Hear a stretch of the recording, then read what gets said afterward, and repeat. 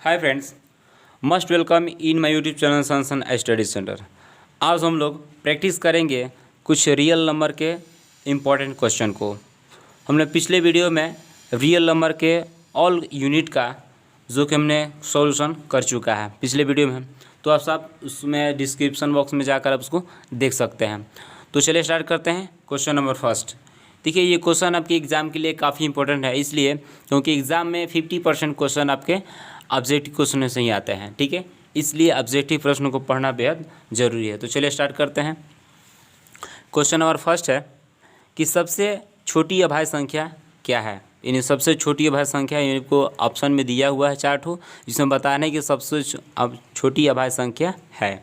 तो देखिए, इसके लिए क्या करेंगे, एक रफ करते हैं। देखिए, सबसे पहले देखेंगे अभाज्य संख्या क्या है कि जिसका गुणनखंड, यानी जिस संख्या का गुणनखंड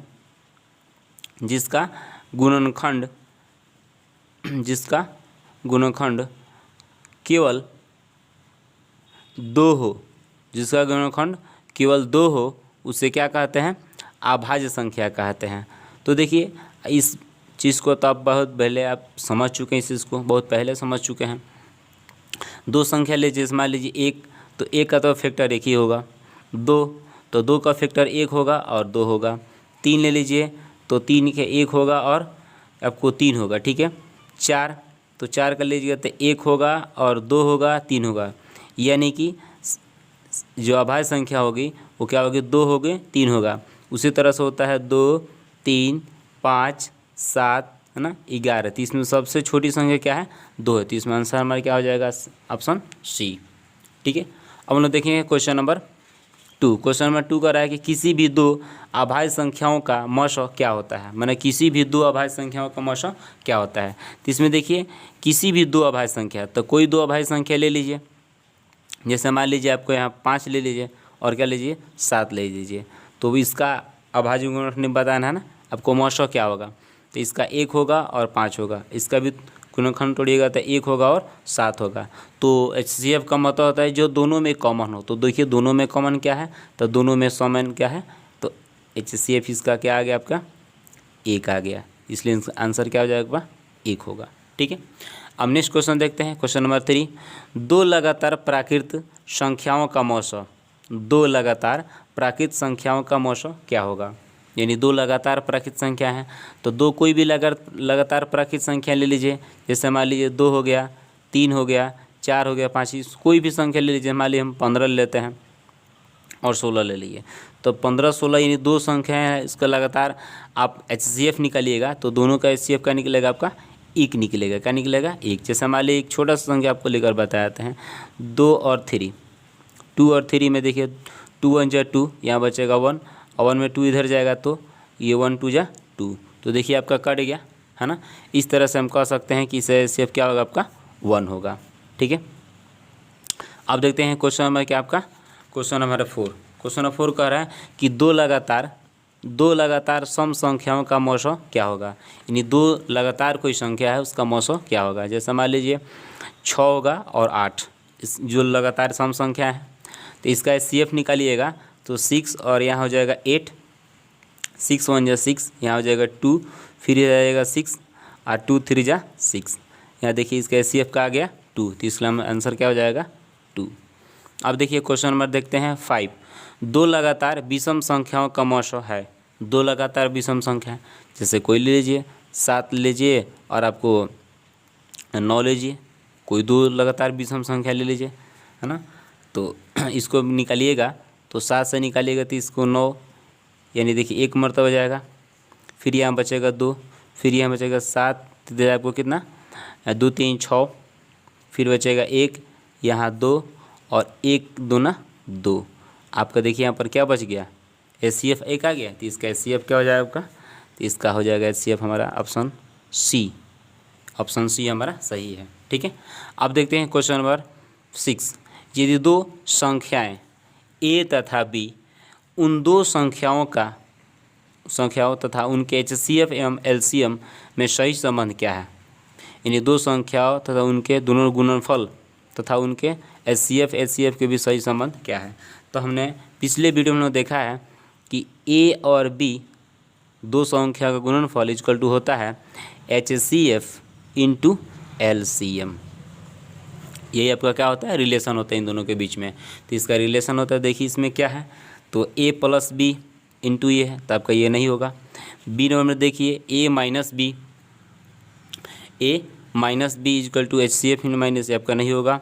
सी में देखिए A into B equal to HCF into LCM, तो आपका ये सी नंबर आंसर क्या होगा, आपका सही होगा। ठीक है, अब देखते हैं क्वेश्चन आपका 7। क्वेश्चन नंबर 7 का रहा है कि यदि दो संख्याओं का मौसो, ये दो संख्याओं का मौसो और लसो क्रमशः 7 और 228 है, यदि पहली संख्या 56 है तो दूसरी संख्या क्या होगी। तो देखिए इसे हम लोग सबसे अच्छा ईजी क्वेश्चन है, ठीक है, इसे हम सॉल्व करते हैं। तो देखिए दो संख्याओं का मौसा जो है कि आपको लसो दिया हुआ है, तो यानी मौसा कितना दिया हुआ है, यानी हम कह सकते हैं मौसा इक्वल टू कितना दिया हुआ आपका, मौसा है 7 और लसा यानी बोलते हैं LCM कितना दिया हुआ है आपका 228, और कह रहा है कि यदि पहली संख्या 56 है, यानी ए का मान जो आपका दिया हुआ है वो दिया हुआ है 56, और आपको बी का मान यानी कि निकालना है। तो इसका एक फार्मूला होता है A into B equal to HCF into LCM। ठीक है, तो हम क्या करेंगे, ए का जो वैल्यू यहाँ पर रख देंगे, पुट कर देंगे 56 into B equal to HCF, तो HCF का मान है 7 इंटू 280। अब बी का वैल्यू निकालेंगे तो 7 गुणे 280 बटे क्या हो जाएगा 56, तो 7 8 है 56, आपको कट जाएगा। अब इसे काटाएंगे 8 से, तो 8 से काटेंगे तो 8 दूना का हो जाएगा 16, और यहाँ बचेगा कितना, आपको बच जाएगा 5, यानी 8 5 40।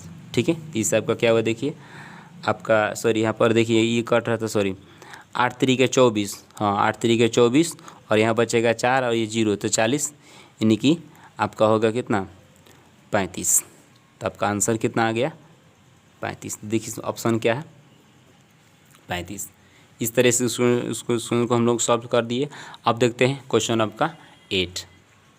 तो चलिए देखते हैं क्वेश्चन नंबर 8। क्वेश्चन नंबर 8 कह रहा है कि यदि LCM 96, 496 इजकल टू 96 9996 है तो इसका HCF क्या होगा। यानी क्वेश्चन बहुत सिंपल है। देखिए क्वेश्चन में दिया हुआ है कि आपको LCM दिया हुआ है, ठीक है, और ए यानी पहली संख्या, दूसरी संख्या दिया हुआ, और आपसे HCF पूछा जा रहा है। यानी LCM दिया हुआ है कितना 9696 दिया हुआ है, और आपका HCF और ए का जो वैल्यू है कितना दिया हुआ है 96 दिया हुआ, और बी का जो वैल्यू दिया है कितना 404 दिया है, और आपका जो HCF आपसे क्या पूछा जा रहा है। ठीक है, आपका HCF बताइए क्या होगा। तो इसका फार्मूला होता है कि HCF into LCM equal to A into B. तो देखिए आप इसको पहले लिखिए, इसको उधर लिखिए, उससे कोई दिक्कत नहीं है। तो देखिए HCF कितना होगा, तो HCF निकालना है तो आप HCF लिख दीजिए, और LCM कितना होगा 96 हो जाएगा। ठीक है, और दोनों संख्याओं का यानी देखिए A का मान दिया हुआ कितना, ये आपको दिया हुआ 96, और ये होगा आपका 96 इंटू 404।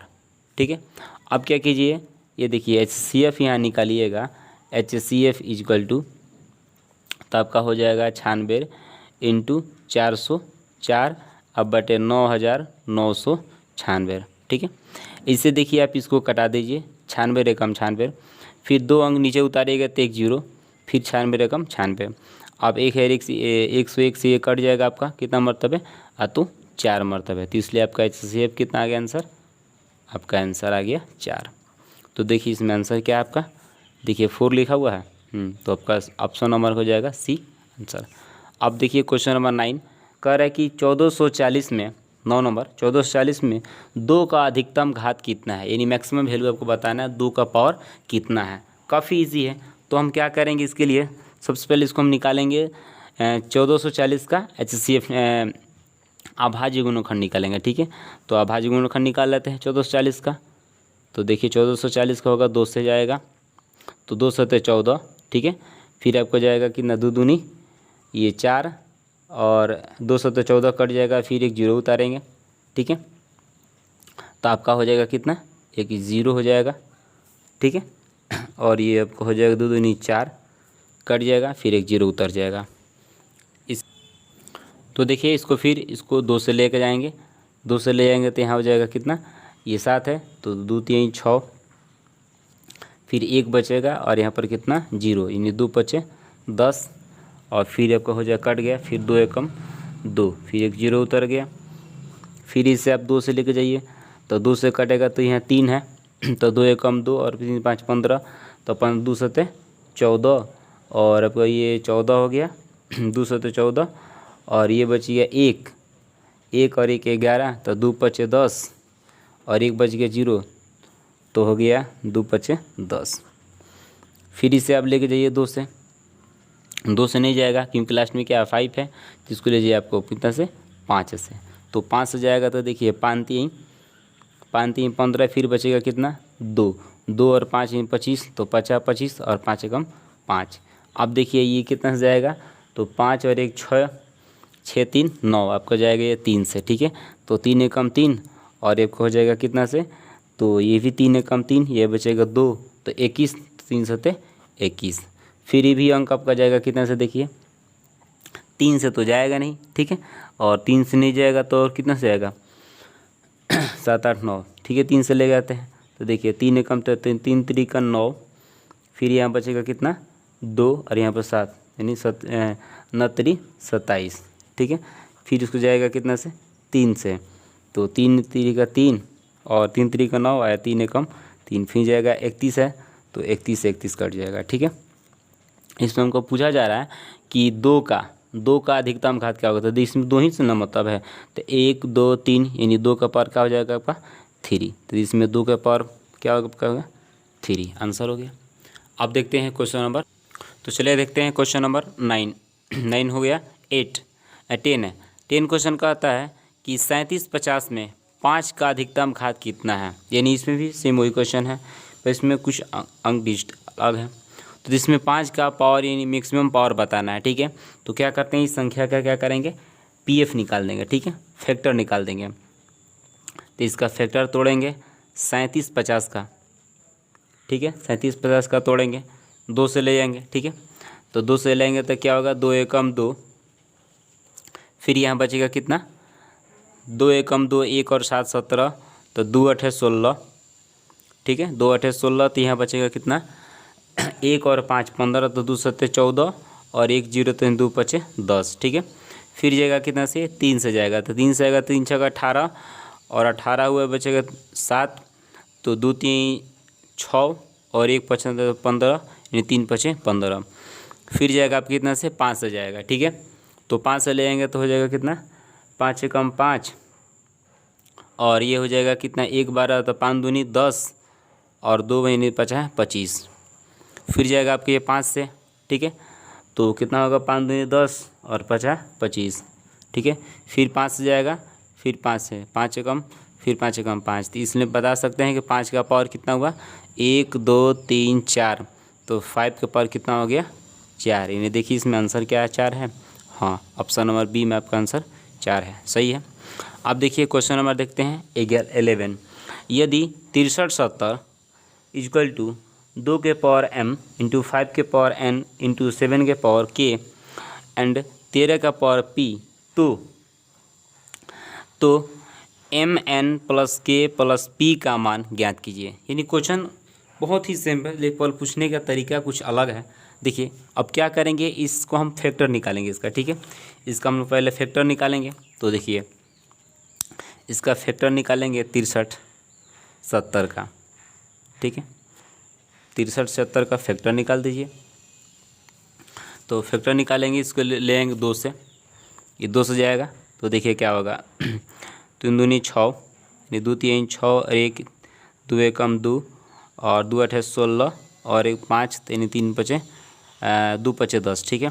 फिर ले आएंगे कितना से 5 से जाएगा, तो 5 से जाएगा तो कितना होगा आपका 5 6 का 30 और ये आपका हो गया कितना 11, यानी 18 तक 5 3 15 और ये आपका हो गया कितना 35, तो आपका होगा कितना 5 7 5 35, 7 5 35 और फिर जाएगा कितना से आपका, ये जाएगा आपको 7 से जाएगा, ठीक है। 7 से ले जाएंगे तो कितना से जाएगा, ये 9 7 63 और 7 एकम 7, फिर जाएगा कितना से आपका 7 से, तो 13 7 91 और 13 एकम 13। तो इसको लिखेंगे इस तरह से कि 63 इजकल टू 63 70 इजकल टू 2 गुने 5 गुने 7 गुने 7 गुने 13। तो इसको लिख सकते हैं 2 इंटू 5 इंटू 7 के पावर 2, 2 के पावर 1, 5 के पावर 1 इंटू 13 के पावर 1। अब देखिए जो यहाँ पर दिया हुआ है पावर सबका ऊपर दिया हुआ है mn, तो इसको लिख सकते हैं, यानी m बराबर आ गया कितना आपका 1, और आपका हो गया n बराबर क्या आ गया 1, और k बराबर क्या दिया है, इसमें आप लिख सकते हैं यहाँ से देकर ऊपर जो पावर है तो आपका 2 हो गया, और p इक्वल टू क्या मिलेगा आपका 1। तो इसलिए लिख सकते हैं कि m plus n plus k plus p, तो इसलिए आपका आंसर हो जाएगा 1 प्लस 1, और k का जो वैल्यू है क्या है 2, और p का जो वैल्यू है क्या है 1। तो इसका हो जाएगा 1 और 1 2, 2 2 4, 4 1 आंसर हो गया 5। तो आपका आंसर क्या आ गया 5। इसमें देखिए कहीं 5 है, तो ऑप्शन नंबर में क्या है आपका 5 है, ठीक है। अब देखते हैं क्वेश्चन आपका 12, यानी क्वेश्चन नंबर 12 क्या कह रहा है कि यदि परिमेय संख्या p बटे q में q के गुणनफल में 2 और 5 के अतिरिक्त कोई अन्य संख्या भी शामिल हो तो उसका प्रसार क्या होगा। तो देखिए इस बात से हम लोग पहले अवगत है, क्योंकि हमको पता है कि p बटे q के फॉर्म में q का अगर फैक्टर तोड़ते हैं तो 2 के पावर m इंटू 5 के पावर m के रूप का है, तो शांत है, और इसके अलावा कोई और संख्या है तो क्या होगा अशांत होगा। तो इसमें देखिए ऑप्शन नंबर क्या है ए शांत होगा, और बी क्या है इसमें देखिए 2 के अतिरिक्त कोई अन्य संख्या शामिल हो तो क्या होगा अशांत होगा। तो इसमें देखिए क्या होगा अशांत आवर्ती होगा, अशांत अनावर्ती नहीं होगा, अशांत आवर्ती होगा, ठीक है। अब क्वेश्चन नंबर देखते हैं 13। क्वेश्चन नंबर 13 है कि 17/343 का दशमलव प्रसार क्या है, ठीक है, इसका दशमलव प्रसार बताना है, ठीक है। तो देखिए इसे क्या करेंगे, इसे भी हम लोग क्या करेंगे, देखिए बहुत ही ईजी है दशमलव प्रसार। अब बताइए कि इस दशमलव प्रसार है इसका हम निकालेंगे, देखिए 343 इसका भी फैक्टर निकाल लीजिए, तो आपको जाएगा कितना से 7 से जाएगा। तो देखिए 7 चौक 28, ठीक है, और यहाँ पर देखिए 7 चौक 28 और बचेगा कितना 6, ये हो जाएगा कितना 49, आपको हो जाएगा ये कितना जाएगा 7 से 7 7 49, 7 एकम 7, तो ये 7 के पावर 3। ये बताइए कि जब ये शांत दशमलव प्रसार होता है तो 2 के नीचे पावर क्या आना चाहिए 2 के पावर m इंटू 5 के पावर m, तो हम इसका दशमलव प्रसार क्या होगा शांत होगा। तो जब शांत नहीं होगा तो क्या होगा हो जाएगा अशांत आवर्ती हो जाएगा, क्या होगा अशांत आवर्ती। अब देखिए क्वेश्चन नंबर 14। क्वेश्चन नंबर 14 में है कि निम्न में से किसका दशमलव निरूपण शांत है, किसका दशमलव निरूपण क्या है शांत है। तो इसे भी हम क्या करेंगे चेक करते हैं, ठीक है।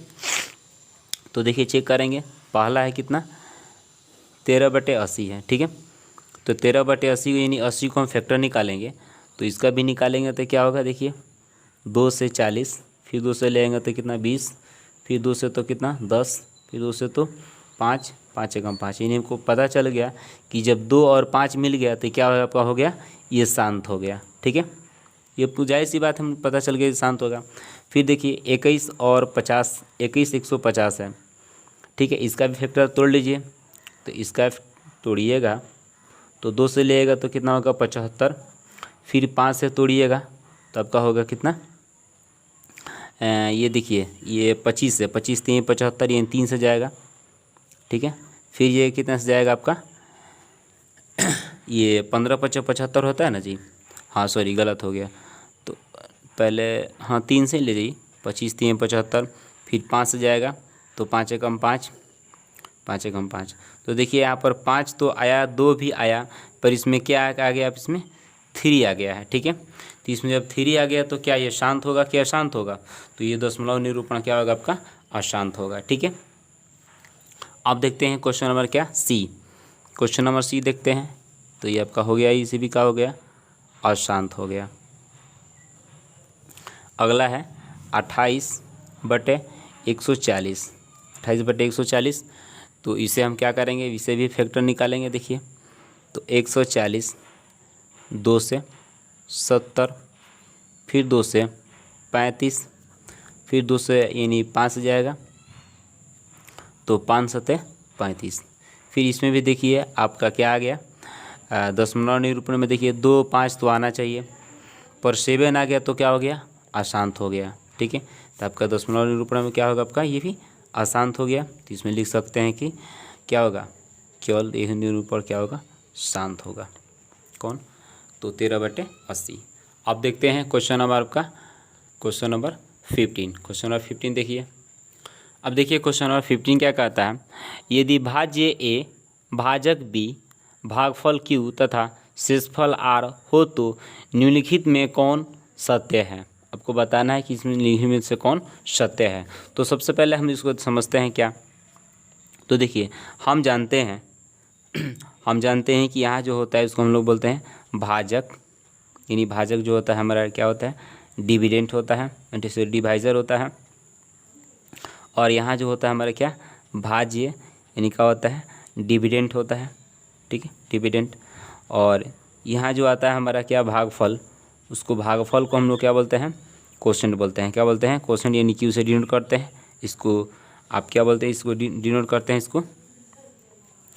इसको हम लोग डिनोट करते हैं ए से, इसको ए से, और इसको हम लोग बी से डिनोट करते हैं। और ये जो हमारा नीचे जो आता है रिमाइंडर, इसको आर से डिनोट करते हैं। तो इसे ये निकालने के लिए, जैसे मान लीजिए एग्जांपल के तौर पे हम देखते हैं कि मुझे 15 में 2 से डिवाइड करना है। ठीक है, तो 2 सत्ते क्या होगा, 14, 2 सत्ते 14, 1 आ गया। तो मुझे 15 निकालने के लिए क्या करना पड़ता था, ये निकालने के लिए इस दोनों मल्टीप्लाई करके और इसको ऐड कर देना था। तो उसी तरह से 15 इक्वल टू हो जाएगा 2 × 7 + 1। तो यहाँ देखिए मुझे अगर ये निकालना हो, यानी ए निकालना हो, तो क्या करेंगे, इसमें मल्टीप्लाई करके ए ऐड कर देंगे। तो इसको लिख सकते हैं ए इक्वल टू BQ + R होगा। तो जिसमें क्या होगा देखिए, तो बी है तो ये गलत है, ए है, ए बराबर BQ + R। ऑप्शन नंबर क्या होगा आपका, बी सही होगा। ठीक है, अब देखते हैं क्वेश्चन नंबर 16 में कह रहा है कि 278 को किस संख्या से विभाजित करें। 278 को किस संख्या से विभाजित करें कि भागफल 12 और शेषफल क्या प्राप्त हो, 2 प्राप्त हो। तो देखिए इससे बहुत ही सिंपल है, इसको हम ज़रा समझते हैं कैसे। देखिए कह रहा है कि 278 को किस संख्या से भाग दिया जाए, यानी 200 आपका क्या है, 78 है, और किस संख्या से भाग दिया जाए, यानी वो संख्या पता नहीं है, इसे हम लोग ए कहते हैं, इसे हम लोग बी मानते हैं। और कह रहा है कि भागफल में कितना है, यानी क्यू जो माना है वो कितना, 12 तो दिया है, और जो रिमाइंडर वो बचे वो कितना बचे, 2 बचे। तो बताइए मुझे अगर ए निकालना है तो क्या करते थे, ए निकालने के लिए इन दोनों में मल्टीप्लाई करके, मतलब बी निकालने के लिए क्या करेंगे देखिए, तो सेम उसी तरह से लिखेंगे ए इक्वल टू BQ + R, ये जो फार्मूला है। अब इसमें देखिए जो निकालना क्या है, तो निकालना मुझे क्या है, बी निकालना है। तो ए का जो वैल्यू कितना है लिखेंगे, 278 इक्वल टू बी है तो बी रहने देंगे, बी 78 निकालना है तो बी रहने देंगे। और क्यू का वैल्यू कितना है, तो क्यू का वैल्यू दिया हुआ है आपका कितना, 12 दिया हुआ है, प्लस आर का वैल्यू कितना दिया हुआ है आपका, 2 दिया हुआ है। ठीक है, तो 278 इक्वल टू ये आपका हो गया कितना, 12b, मल्टीप्लाई 12b, आप प्लस कितना हो जाएगा 2, तो इधर आएगा तो आपको माइनस हो जाएगा। तो लिख सकते हैं 278 में से आपको 2 जाएगा तो कितना बचेगा, 276 इक्वल टू कितना हो जाएगा, 12b। अब b जब निकालेंगे तो इस तरह के डिवाइड कर जाएगा। तो लिख सकते हैं यहाँ पर कितना, कि देखिए 276 इक्वल टू 12, यहाँ का आपका आ जाएगा b आ जाएगा। तो इसे कटा दीजिए, तो 12 से कटाइएगा तो कितना होगा देखिए ये 12 दूनी 24, 2 बचेगा, फिर यहाँ पर 3, तो 12 3 36। देखिए आपका बी की जो वैल्यू है कितना आ गया, आपका आ गया 23। तो इसमें आंसर कोई है 23, तो हाँ डी में क्या ऑप्शन है 23 है। तो आपका हो गया आंसर। अब देखते हैं क्वेश्चन नंबर 17। तो चलिए देखते हैं क्वेश्चन नंबर आपका 17 क्या कर रहा है। क्वेश्चन नंबर 17 कर रहा है कि संख्या को 43 से भाग देने पर भागफल 31 और शेषफल 32 प्राप्त हो। काफ़ी इजी क्वेश्चन है, तो देखिए इसको समझते हैं। कह रहा है कि संख्या को 43 से यानी कि संख्या को यानी कि a को की संख्या से तो b से भाग देने पर शेषफल जो कि बचे आपका, जो शेषफल आपका जो आए, ये भागफल जो आए आपका कितना 31 यानी q बचे, और शेषफल जो बचे कितना आपका r। तो ये जो संख्या मुझे तो पता नहीं है, तो डायरेक्ट हम लोग फार्मूला अप्लाई करेंगे क्या, a equal to B Q plus R. ठीक है, a equal to B Q plus R.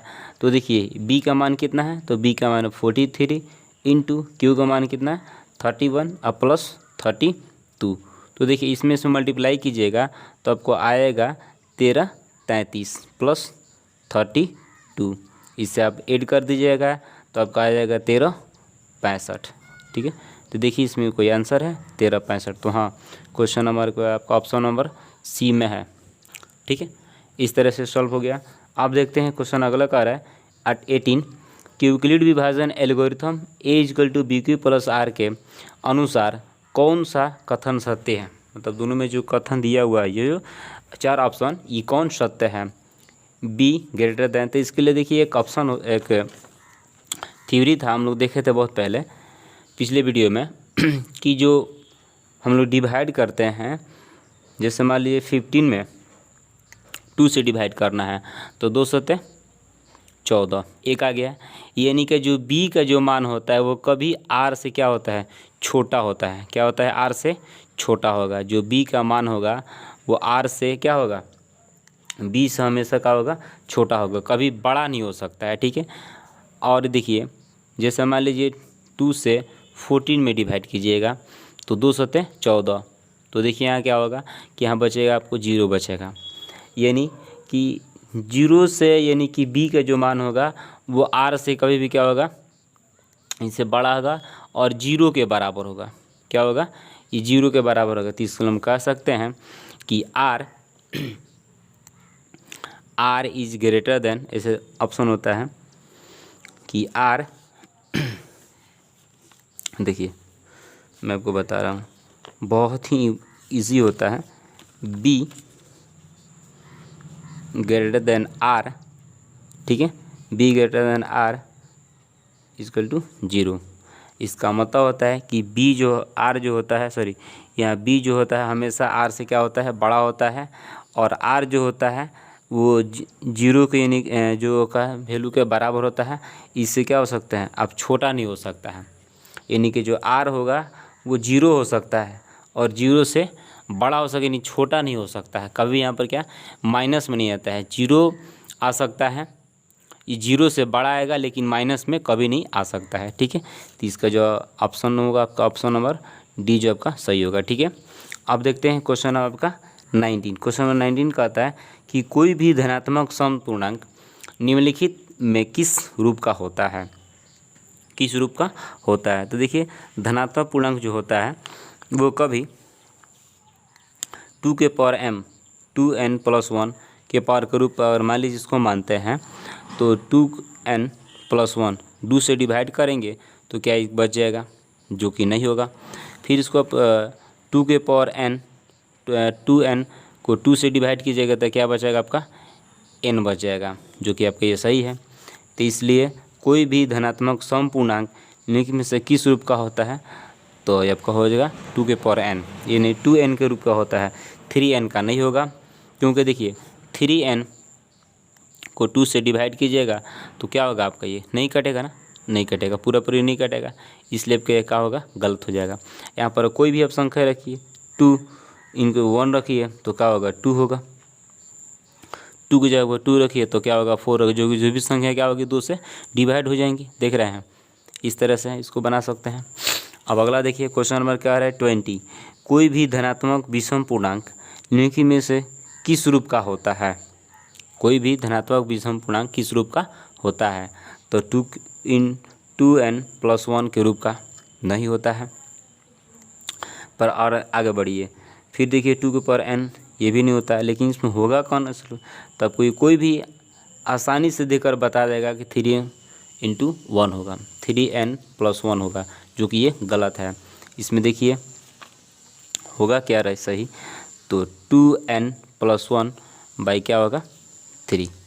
तो देखिए इसे आप 2 से डिवाइड करते हैं तो देखिए 2 से 2 कट जाएगा, क्या बचेगा n+1, जो कि सही है। तो देखिए क्या करेंगे यहाँ पर, अगर इसमें कोई भी वैल्यू हम रखते हैं 2n+1 तो यहाँ रखते जाइए। जैसे मान लीजिए 1 रखिएगा तो 1 में से 2, मतलब आना क्या चाहिए, तो आपको विषम संख्या आना चाहिए। क्या आना चाहिए, विषम संख्या। मैंने कोई भी वैल्यू पुट करें इसमें, कहने का मतलब यह है कि इसमें कोई भी वैल्यू पुट करें अगर विषम संख्या आता है तो क्या हमारा सही है, लेकिन ये हमारा जो है सही होगा। तो देखिए 2 में रखेंगे 1 तो 2 और 2+1 इक्वल का होगा 3, फिर 2 × अगर 2 रखेंगे तो 2 दूनी 4 और 4+1 इक्वल का होगा 5, फिर 2 × 3 और प्लस क्या होगा 1, तो 2 3 6 6 क्या होगा 7। ये हमारा क्या होगा, ऑप्शन नंबर ए सही होगा। इस तरह से हम इतने सारे क्वेश्चन को सॉल्व किए। अब नेक्स्ट वीडियो हम लोग देखेंगे, ये पार्ट 1 वीडियो था, अब नेक्स्ट वीडियो हम लोग देखेंगे पार्ट 2।